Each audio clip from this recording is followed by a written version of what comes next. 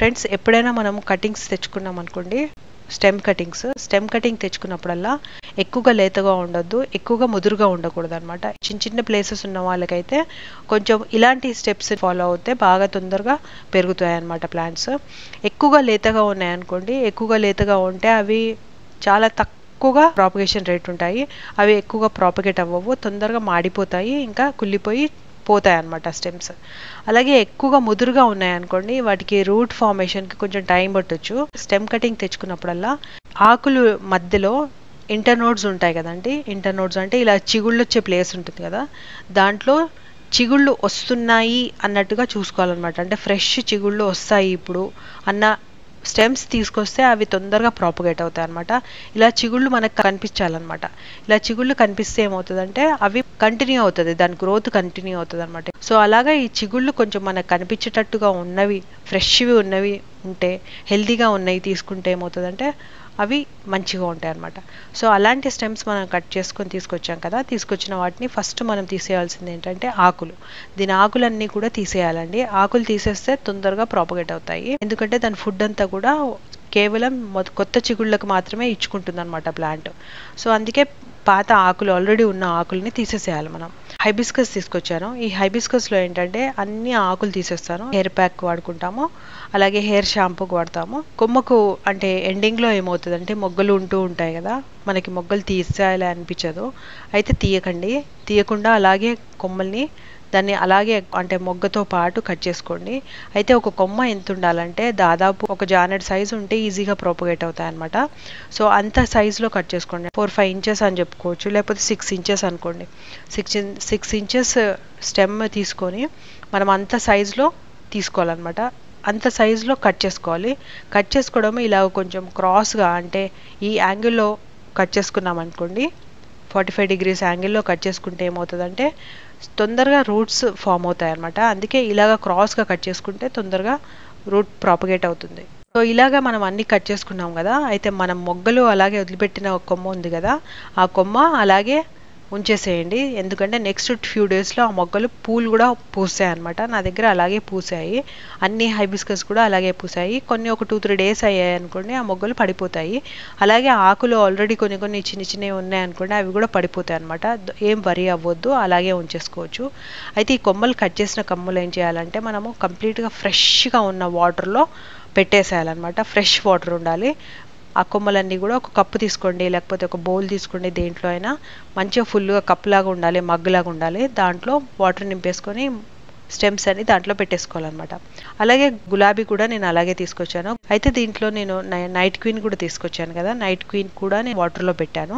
Night queen ఏమైందంటే వాటర్లో పెడుతూ తీస్తున్న కొద్ది ఏమవుతుందంటే దాని పైన బార్క్ లాగా స్కిన్ లాంటిది ఉంటుంది కదా, అది మెత్తబడిపోతుంది అనమాట. లోపల స్టిక్ గట్టిగా ఉన్నా కూడా దాని పైన బార్క్ లాంటిది ఉంటుంది కదా, అది మెత్తబడిపోతుంది, నాచుగా అయిపోతుంది, తొందరగా వాటర్ కూడా పాడైపోతుంది అనమాట.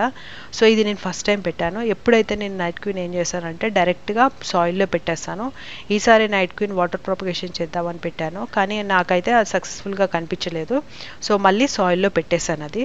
అయితే పైన ఓపెన్గా ఉంటుంది కదా, దానికి ఇలా నెయిల్ పాలిష్ పెట్టారనుకోండి, అవి ఎండిపోకుండా ఉంటాయి. ఇంతకుముందు మనము పేడ అవన్నీ పెట్టేవాళ్ళం కదా, ఇలాగ రౌండ్గా చేసేసి పేడ పైన భాగంలో పెట్టేవాళ్ళం కదా, దాని బదులు ఈ నెయిల్ పాలిష్ లాంటిది పెట్టేస్తే అవి ఎండిపోకుండా ఉంటాయి, అలాగే కొంచెం యాంటీ ఫంగల్ లాగా పనిచేస్తుంది అనమాట. సో ఇలా ట్రై చేసి చూడొచ్చు. సో వాటర్లో పెట్టిన తర్వాత నెక్స్ట్ డే కల్లా ఈ మొగ్గ ఉంది కదండి, హైబిస్కస్ మొగ్గ, ఇది నెక్స్ట్ డే పూసింది అనమాట. అలాగే పూస్తూ ఉంటాయి పూలు, ఇంకా కొన్ని మొగ్గలు పూస్తాయి, కొన్ని అలాగే పడిపోతాయి అనమాట. మందార కొమ్మలు చూసారా, రూట్ డెవలప్మెంట్ చూడండి ఎంత బాగా వచ్చిందో. 10 days బ్యాక్ వాటర్లో పెట్టాను, డైలీ వాటర్ చేంజ్ చేస్తున్నాను. స్టెమ్స్ కడగాలి, అలాగే వాటర్ కూడా చేంజ్ చేయాలి డైలీ. సో అలాగే చేసాము. రూట్స్ చూడండి ఎంత బాగా డెవలప్ అయ్యాయో.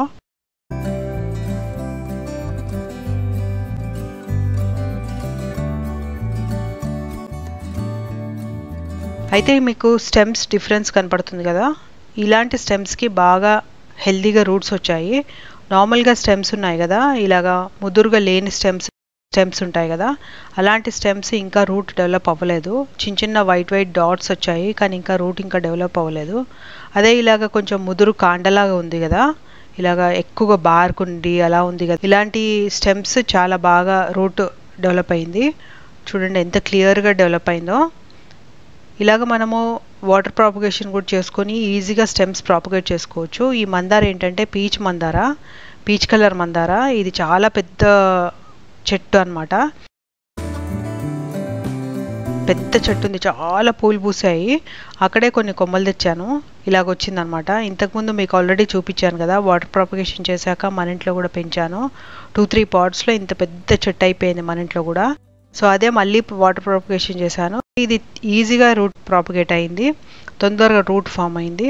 ఇలాగా మనము ఒక 15 డేస్ పెట్టాలండి. ఒక 7 డేస్ కల్లా ఏమవుతుందంటే దీంట్లో మందార కొమ్మల్లో ఏమవుతుందంటే చిన్న రూట్ ఫార్మేషన్ లాగా అవుతాయి అన్నమాట. వైట్ కలర్ రూట్స్ వస్తూ ఉంటాయి అన్నమాట. ఆ రూట్స్ వస్తున్నాయి అని అంటే అది మంచిగా హెల్తీగా గ్రోత్ అవుతుంది అన్నట్టు లెక్క అనమాట. అలాగే ఈ రోజెస్కి ఏంటంటే దానికి రూట్ ఫార్మేషన్ ఏమి కనిపించదండి, వాటర్లో ఏమి కనిపించదు, కేవలం మనం మట్టిలో పెడితేనే కనిపిస్తుంది అనుకుంటా. ఇప్పటి వరకు అయితే 15 డేస్ అయింది కూడా రూట్ మాత్రం ఫామ్ అవ్వలేదు.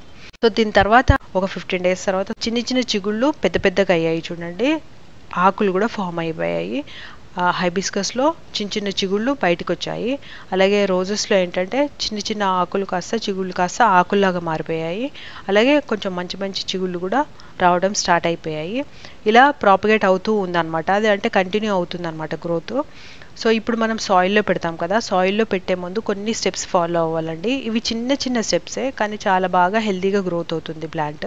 మనం స్టెమ్స్ అన్ని వాష్ చేసి పెట్టుకున్నాం కదా, ఇవి పక్కన పెట్టుకొని దీనికి ముందు కొన్ని స్టెప్స్ ఫాలో అవ్వాలని చెప్పాను కదా, అయితే కొన్ని ఐటమ్స్ రెడీ పెట్టుకోవాలన్నమాట. ఈ ఐటమ్స్ ఏంటంటే ఇది చూసారా, ఇదేంటో దాల్చిన చెక్క అండి. ఇది దాల్చిన చెక్క ఏంటంటే మంచి రూటింగ్ హార్మోన్ అనమాట.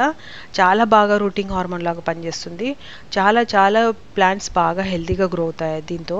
తొందరగా రూట్ ఫామ్ అవుతుంది, హెల్తీ రూట్స్ కూడా ఫామ్ అవుతాయి అనమాట.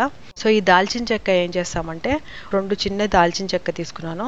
ఇది ఇలాగా పౌడర్ చేసేసుకోవాలన్నమాట. కొంచెమే కదా, అయితే నేను రోట్లో వేసేసి పౌడర్ చేసేస్తున్నాను. మెత్తగా సాఫ్ట్ పౌడర్ చేసేసుకోవాలి.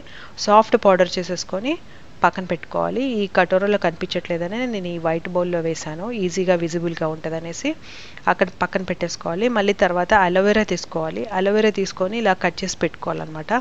ఇప్పుడు ఈ 2 ఐటమ్స్ కూడా దగ్గర పెట్టుకున్న తర్వాత మనము స్టెమ్స్ తీసుకుంటాం కదా, స్టెమ్స్ తీసుకొని ఈ ఒక స్టెమ్ ఉందనుకోండి, ఈ స్టెమ్ని మనము ఫస్ట్ ఏం చేయాలంటే అలోవెరాలో బాగా ఇలా రబ్ చేయాలన్నమాట. దాని కింద కాడకి రూట్ దగ్గర ఎక్కడైతే ఉంటుందో అక్కడ బాగా అలోవెరాతో రబ్ చేయాలి.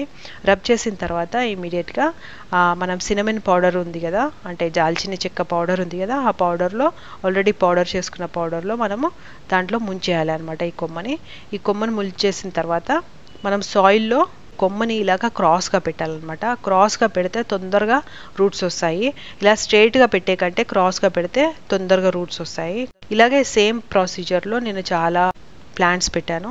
ఈ హైబిస్కస్ చూడండి, పీచ్ హైబిస్కస్ చాలా బ్యూటిఫుల్ కలర్ అనమాట. సో అది కూడా అప్పుడు ఒక 3-4 ఇయర్స్ బ్యాక్ ఇలా పెట్టాను. ఇప్పుడు చిగుళ్ళు వచ్చి ఇప్పుడు చాలా పెద్ద మొక్క అయిపోయింది, పెద్ద పూలు కూడా వచ్చేస్తున్నాయి అనమాట. సో ఇది 100% సక్సెస్ఫుల్ రేట్ ఇస్తుంది అనమాట. ఇలాంటి చిన్న స్టెప్స్ ఒక్కసారి ఫాలో అవుతే ఇంకా మనకి ప్లాంట్లో ఏ ప్రాబ్లం ఉండదు, ఎప్పటికీ బాగా వస్తాయి అనమాట. సో అయితే ఇవేంటంటే ఇవన్నీ ప్లాంట్స్ అన్నీ మనము కొమ్మలు పెట్టాం కదా, 1-2 డేస్ షేడ్లో పెట్టాలండి, డైరెక్ట్గా ఎండలో పెట్టకూడదు, షేడ్లో పెట్టాలి. షేడ్లో పెట్టిన తర్వాత అవి చిగుళ్ళు వస్తూ ఉంటాయి, అంటే హెల్తీగా ఉన్నాయి, ఇంకా బాగున్నాయి, కోలుకుంటాయి అనే టైంకి అప్పుడు కొంచెం ఎండకి బయటికి పెట్టాలన్నమాట. సో ఇలా చేస్తూ ఉంటే ప్లాంట్స్ చాలా బాగా గ్రో అవుతాయి అన్నమాట. చిన్న ప్లేస్లో కూడా మంచిగా మనము ప్లాంట్స్ గ్రో చేసుకోవచ్చు, పెద్ద ప్లాంట్స్ కూడా గ్రో చేసుకోవచ్చు అనమాట.